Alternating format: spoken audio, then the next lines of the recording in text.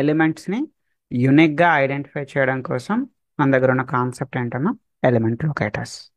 So elements అంటే ఇక్కడ అర్థం ఏంటమ్మా? What is the meaning of the elements? For example ఇక్కడ మన ఆరెంజ్ హెచ్ఆర్ఎం అనే ఈ ప్రాజెక్ట్ ఉంది.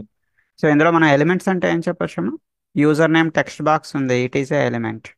పాస్వర్డ్ అనే ఒక టెక్స్ట్ బాక్స్ ఉందమ్మా, it is a element. Login అనే ఒక బటన్ ఉంది, ఇట్ ఈస్ ఏ ఎలిమెంట్. ఇవన్నీ కూడా ఎలిమెంట్స్ అమ్మా. ఈ ఎలిమెంట్స్ని మనం ఎలా ఐడెంటిఫై చేస్తాం?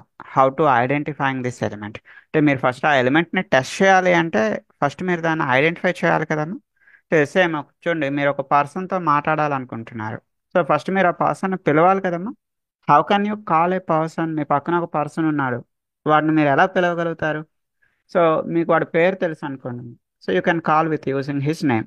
వాడి నేమ్తో వాడిని మీరు పిలుస్తూ ఉంటారు.